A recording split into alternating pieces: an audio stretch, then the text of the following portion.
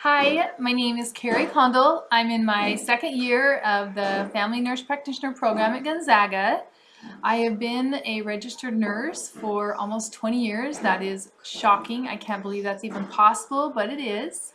I've enjoyed it a lot along the years and done lots of aspects of care.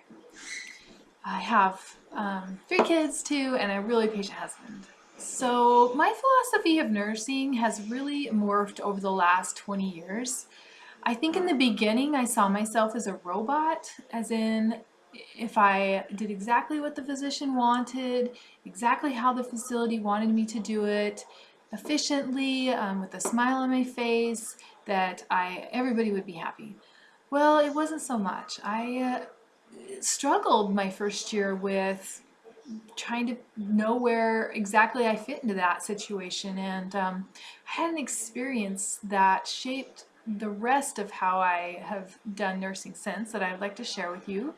So I was on a postpartum unit, and it was my first year. I got a patient. She had recently delivered a baby. She was in her early 20s, and she was giving, this was her first baby, up for adoption. So a few minutes into her care, I came to realize that she was suffering from a postpartum hemorrhage. Called the doctor several times, finally got him to come up on the third call.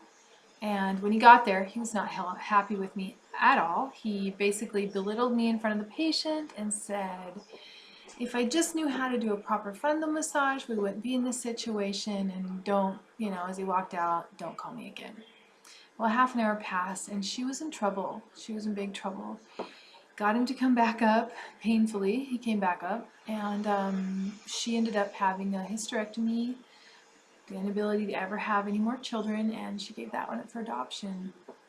It was devastating to me, almost where I was done being a nurse, and it was devastating to her, and needless to say, all the ethical and moral and legal problems with the whole thing. It was just horrible. But out of that situation, I decided that I needed to make the number one thing is patient advocacy. And I have decided that for the rest of my career, regardless if I'm making everyone happy, if I am maybe everyone's friend, or regardless of the consequences, I'm never going to let something like that happen to me again. Since then, I also had another job opportunity that kind of opened my eyes on healthcare and the philosophies and moral obligations that go with that, is when I became a home health and hospice nurse. Here I went from a hospital setting, acute care, to all of a sudden I'm in rural who knows where with people that are suffering from conditions that are mostly chronic, um, maybe uneducated, end of life care, whatever it was. And the best thing you could get is, well, good luck to you. Hopefully you can get that wound to heal. I learned a lot. I learned to become more independent, more educated on how to take care of people, definitely how to stand up for myself, call a doctor, get what I wanted for people, be an advocate for them, get their community resources that they might need, the education that they need to help them take care of themselves. But mostly, the circle of care that I learned from this situation is when we see someone in the hospital, we're not just putting a band-aid on it. This is actually a problem that this patient has a really high likelihood of taking home with them. And how are they going to do that at home?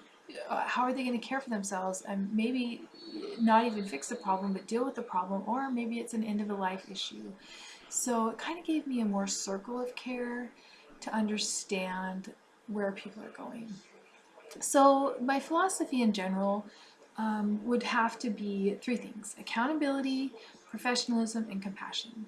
And with professionalism is that I know the guidelines that I'm to follow, what the standards of practice are, the most up-to-date procedures or thoughts and processes on how to deal with this illness, and how important it is to stay educated. And also would be is self-control, and that means how I deal with myself in situations, how I can deal with others, and function independently in groups. The second one was professionalism, and that means to be able to work with all people regardless of race, gender, sexual orientation without any kind of bias, and that I can have the proper behavior to know that they can trust me and that I can work with them and without any kind of prejudice.